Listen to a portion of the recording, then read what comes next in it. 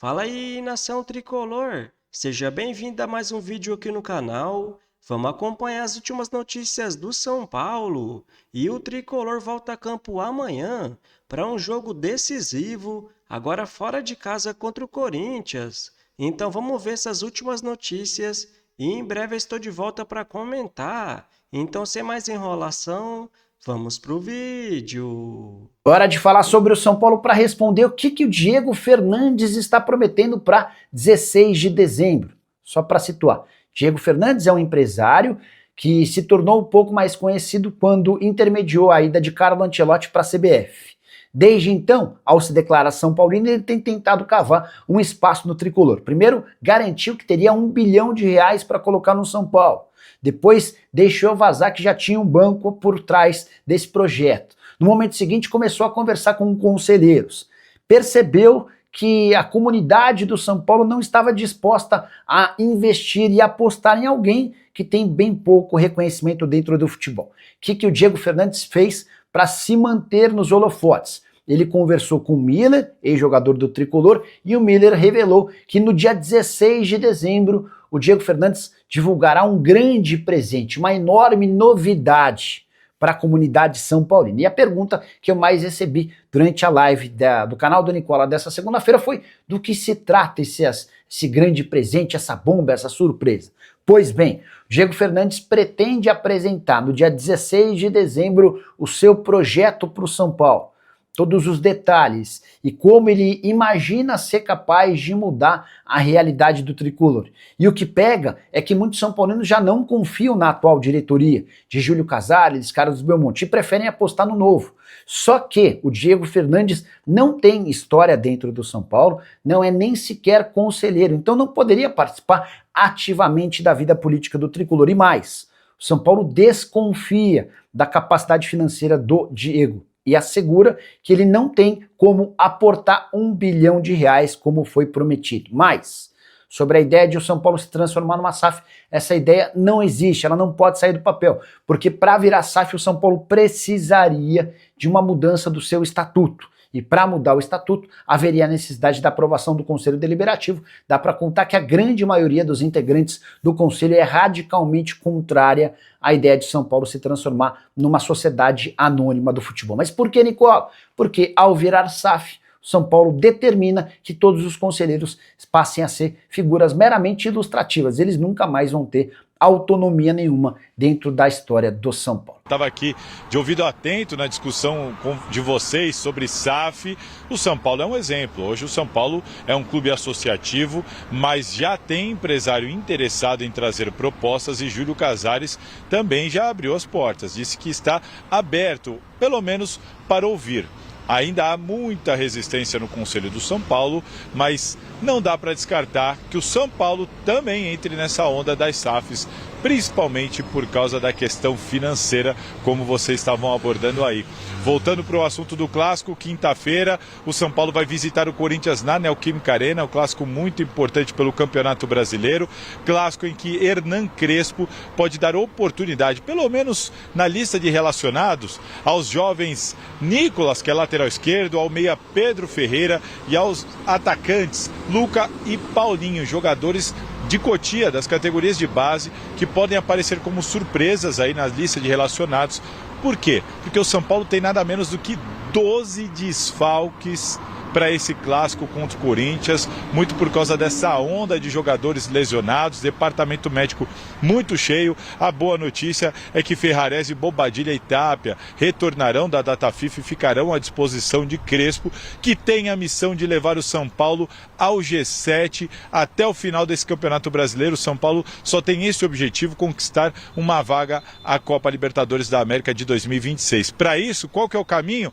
Dá uma olhadinha na tela. Faltam poucas rodadas, né? Só mais 5 jogos para o São Paulo. Começa com esse contra o Corinthians na Neoquímica Arena. Depois o São Paulo vai receber o Juventude na Vila Belmiro. Depois visita o Fluminense no Maracanã.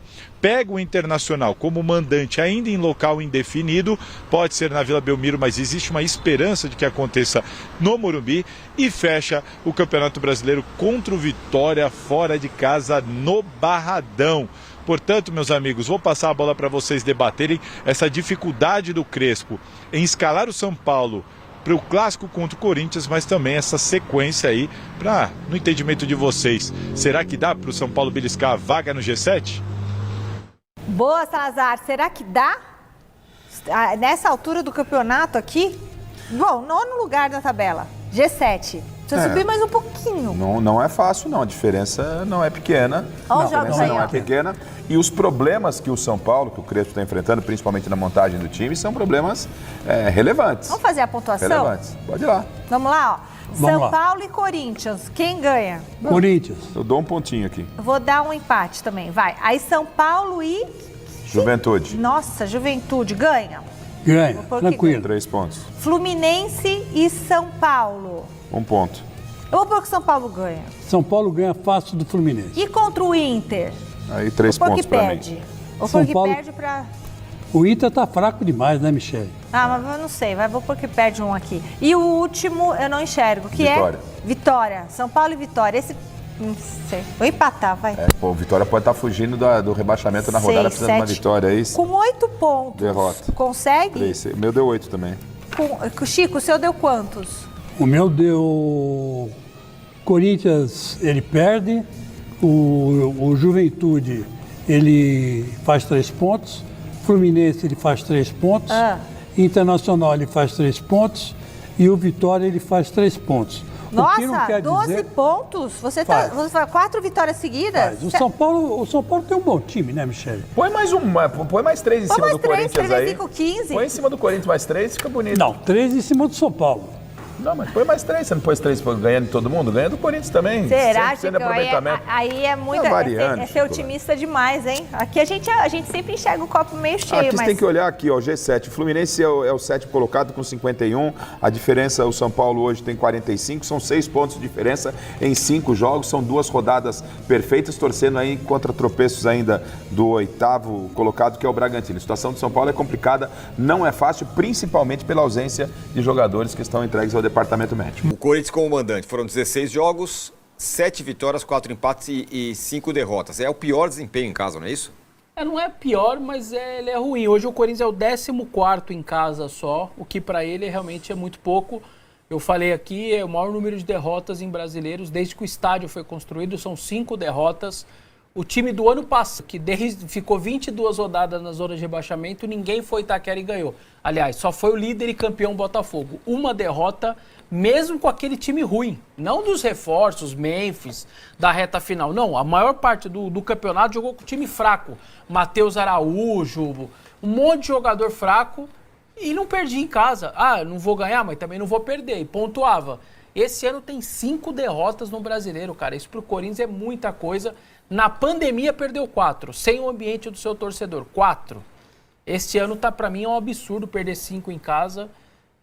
Talvez se os jogadores do Dorival não tivessem essa noção, eles têm que ter, que é o pior desempenho no estádio desde que o estádio foi construído em Campeonato Brasileiro. Bom, e aí o desempenho do São Paulo como visitante. São 16 jogos também, 4 vitórias, 5 empates, 7 derrotas, 35,4%. É um aproveitamento, não é tenebroso, mas também não é tão bom. Não, né? mas por ser visitante está bem ok. Viu? É, não. Normalmente se tem muito menos. Tá ok. É a posição do time no campeonato. Né? Exato, exatamente. Nono. É a posição do time no campeonato. E lembrando que Corinthians e São Paulo, por aquelas coisas da tabela, além do segundo turno, às vezes pegar o brasileiro com o mando de São Paulo, e sobretudo na fase de grupos do Paulista, o mando, às vezes só joga um majestoso, o mando estava sendo de São Paulo. Nos últimos 7 majestosos, 5 o Corinthians jogou de visitante. 5 de 7. Enfim, volta a pegar o São Paulo na sua casa depois de algum tempo. O Corinthians que não ganha do São Paulo há 6 jogos. 6 jogos. E nesse período foram 2 jogos em Itaquera. O empate, aquele 2-2, que o Gustavo Mosquito fez o gol lá e o Coronado, enfim, de fora. Carlos Miguel deu um... Isso, deu um empurrão safanão lá no no Caleri. Luciano, o Caleri e tal. E o 2-1, que é a única vitória do São Paulo em campeonato dentro de Itaquera, nesses 10 anos do estádio. É aquela única vitória. O São Paulo segue ainda sem ganhar em brasileiros. Desde que o estádio foi construído, nunca ganhou do Corinthians em brasileiros lá em Itaquera. E aqui o nosso Gabriel Nolasco fala que é o clássico DP contra DM, viu, Massa? Nossa senhora. É boa. É boa, hein, cara? É boa? É boa. DP contra DM. Nossa senhora. Isso porque o São Paulo tem uma legião de jogadores no DM. Olha a lista dos jogadores. Não vai caber, não. Vai ser uma tela imensa. Telas, né? Tá aí, ó. É o contrário. Aí sim, aí é mole, aí Pra cabe. caber eles em... Jogadores do São Paulo que não passaram pelo DM. Já batam na madeira já. Rafael, Sabino, Patrick Lanza, Mailton, Bobadilha, Negruti, Luciano, Tapia e Rigoni. A rigor, vamos combinar, um é goleiro, né? Normalmente é mais raro que esteja lá. O Patrick Lanza raramente joga. Terceiro reserva. É o terceiro reserva. O Mailton acabou de chegar. O Negruti raramente joga. O Tapia acabou de chegar. O Rigoni acabou de chegar. Então, de façanha mesmo é o Luciano. Não, pra mim é mais o Bobadilha. Porque ainda nas Não, datas vai pro- FIFA ainda não, ele vai- vai é que o jogar. O Bobadilha é mais jovem também, né? Eu não consigo achar um nexo com um departamento médico, de estrutural do São Paulo ruim. Porque tem muita contusão de... Não me fale mal olhado, por favor. Azar, trator enterrado, sapo. Não, com energia. Lembrando, Energia. o médico não machuca jogador. É que muitas vezes é um campo mas de assim- preparação física. É muita Eu coisa. nem ia falar sobre isso, mas... enfim. Não, é que assim, a gente. Eu sei que você vai falar, mas Tá a entendendo? gente fica focado nas contusões que realmente foram uma loucura, né? 3 ligamento cruzado de 3 centroavantes. É uma coisa, 4, né? Agora com o Dinheiro também se machucou. Fora as coisas off-futebol quase, que é embolia. Embolia, problema no coração e tal. Fratura de vértebra. Isso não tem nada a ver com a estrutura do São Paulo de tratamento, cara. De preparação física. Não tem direto, mas eu acho que também teve nos outros do quadro que não aparecem, os 65 casos, 66, muita reincidência, demora em recuperação. Tem muita coisa. Esse né? é o nexo causal, como diria o doutor. E tem Entendeu? também a formação do elenco com uma média de Ah, idade sim. muito avançada. Aí sim. Né? Então, assim, né? uma coisa é a questão estrutural do São Paulo, que é uma coisa, agora tem o super CT, né? Que falavam que estava sucateado, não está mais. Sim, melhorou. Mas Né? tem uma super reforma aí pra Então- acontecer no janeiro, né? Um novo lugar ali, um negócio. Pois é, porque até agora não solucionou, né? Já mudou. Porque tinha a questão que o Ceni reclamava, lembra? Sim, a água Cadeira. da piscina, isso é outra coisa, né? Já mudou, não já mudou? Mudou bastante, já mudou Então, bastante. é Agora, isso. mas é aquilo, né?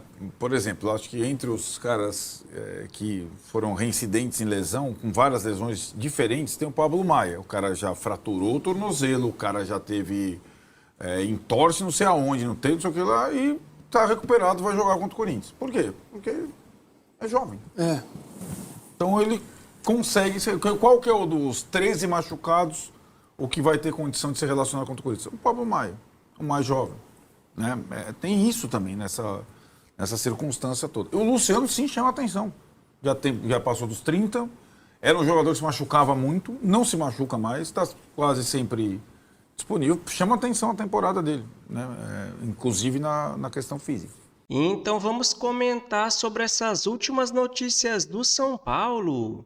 E o Tricolor volta a campo amanhã, agora jogando fora de casa contra o Corinthians, pelo Campeonato Brasileiro. Um jogo decisivo e muito importante para o São Paulo tentar buscar os 3 pontos, mesmo jogando fora de casa, ou pelo menos um empate. Até porque o Corinthians é um adversário direto por essa briga por uma vaga na próxima Libertadores, ou pelo menos na pré-Libertadores, porque se o Cruzeiro ou o Fluminense ganhar a Copa do Brasil, vai abrir um G8, mas com essa vitória do Red Bull Bragantino, o São Paulo se complicou de vez. Então por isso que esse jogo de amanhã vai ser tão importante. O problema é que o São Paulo vai para essa partida novamente cheio de desfalques. Já não bastava os que tinha, como o Caleri, Rian Francisco, André Silva, o Wendel, Oscar, Marcos Antônio, Rodriguinho e por aí vai. Agora o meia Lucas Moura voltou a sentir o joelho e também pode ficar fora. o lateral esquerdo Enzo Dias operou e também não vai para o jogo. Outra baixa é o zagueiro Arboleda, com uma lesão muscular. E para piorar, o Ferrarese, o Bobadilha e o Tapia estão com suas seleções e também é dúvida para esse jogo. Aí fica complicado. Uma boa notícia é o volante Pablo Maia, que pode ser uma novidade nesse jogo. Aí fica uma dúvida. Se o Tapia poder jogar, deve formar dupla de ataque com o Luciano e o Ferreirinha pode fazer a ala esquerda, assim como foi contra o Flamengo. Agora, se o Tapia não for titular, o Ferreirinha pode formar dupla de ataque com o Luciano e o jovem Patrick jogar na ala esquerda. Então não tem como prever um possível São Paulo que está cheio de dúvidas para essa partida de amanhã. E agora vamos ver a classificação, para vocês verem o quanto é importante essa vitória do São Paulo de amanhã. Até porque no momento o Fluminense aparece em sétimo, com 51 pontos, 6 pontos à frente do São Paulo. Então essa posição é muito difícil o tricolor alcançar. Então a briga aqui vai sim ser pelo G8, posição que o Bragantino está no momento com 45 pontos. O São Paulo aparece em nono, também com 45 pontos, só que tem uma vitória a menos. Então em 33 jogos, o tricolor venceu 12, empatou 9 e também perdeu 12. Em décimo aparece o Atlético Mineiro, com 44 pontos. Mas lembrando mais uma vez, o Atlético está na final da Copa Sul-Americana e se vencer, já se classifica direto para a Libertadores. Em 11º aparece o Vasco, em 12º o Ceará, em 13º o Corinthians, os três com 42 pontos. Então se o São Paulo perder esse jogo de amanhã, até o Corinthians passa. Então por isso que vai ser tão importante pelo menos buscar um empate, porque aí o São Paulo assume a 8ª colocação. E com tantas lesões, o São Paulo promete inaugurar no próximo ano no CT um ambulatório com investimento milionário. E todo ano essa mesma conversa, que o São Paulo vai melhorar, que não sei o que vai inaugurar não sei o que, mas sempre o São Paulo vem sofrendo muito com lesões. Mas que nem eu já falei no último vídeo, não adianta nada fazer isso e continuar trazendo esses jogadores veteranos, como o Oscar, Lucas Moura, Cédric, o Wendel e por aí vai.